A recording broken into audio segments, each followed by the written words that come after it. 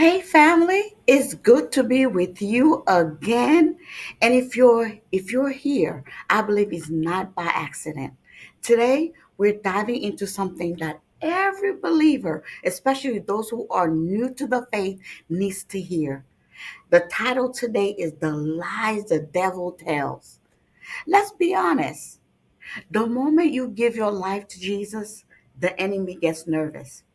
And what does he do? When he gets nervous, he lies.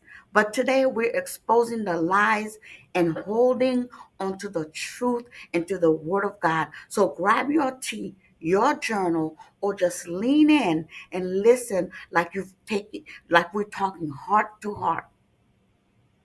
First lie the enemy tells, you didn't really change. Right after someone accepts Jesus, this is one of the first lies the enemy whispers, that prayer didn't change you. But here's what the word says when we let's take a look at 2 Corinthians 5 verse 17.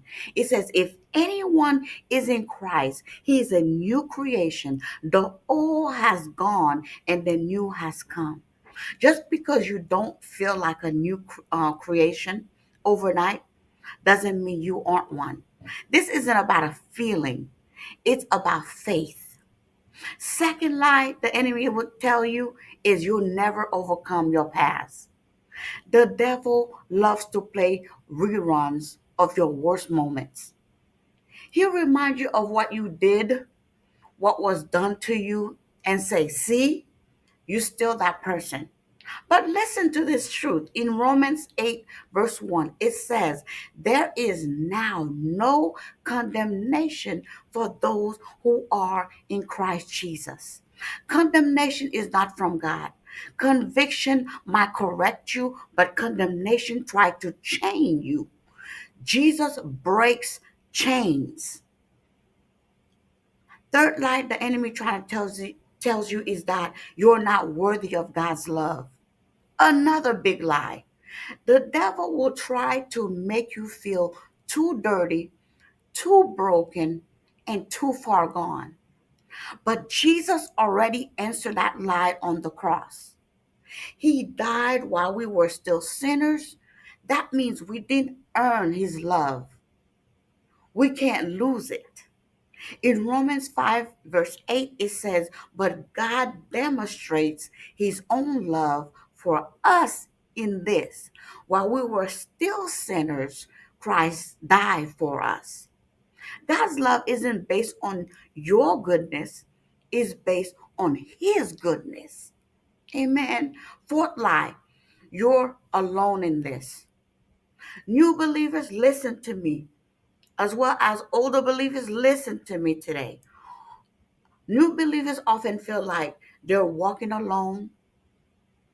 And sometimes, like I said, people who's been in the faith for a while sometimes feel the same way, especially if their friends or family don't understand their faith. But let me remind you of this promise. In Deuteronomy chapter 31, verse 6, it says, be strong and courageous. Do not be afraid, for the Lord your God goes with you. He will never leave you nor forsake you. So therefore, you are never alone, never. Even when it's quiet, God is near. So, how to fight those lies? So, this list, let's take a look at John 8, verse 32. He said, know the truth. Then you will know the truth, and the truth shall make you free, or set you free in different translations. Speak it out loud. When the enemy whispers, you shout the word back. Pray. There is power when you talk to God. It shifts the atmosphere.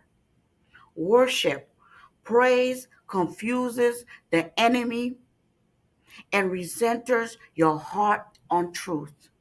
Recenters your heart on truth.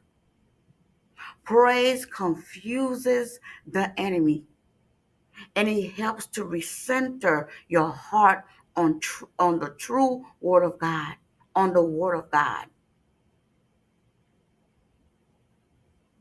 So, friend, if the devil has been whispering lies to you lately, know this: he is a liar. He is a father of lies, and not just sometimes. He is a liar all the time. That's his native language. But you are chosen. Repeat after me. You are chosen.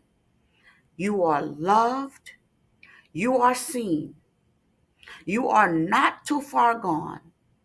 And you are not fighting alone. So let me pray with you today. Repeat after me. Jesus, thank you for your truth. Thank you for calling out the lies and reminding us who we are in you. For every person listening who's been battling lies in their mind, I ask for peace, for strength, and for clarity. Let them feel your nearness. Remind them that they are loved, that they are forgiven, and filled with purpose. In Jesus' name we pray. Amen. See you next time.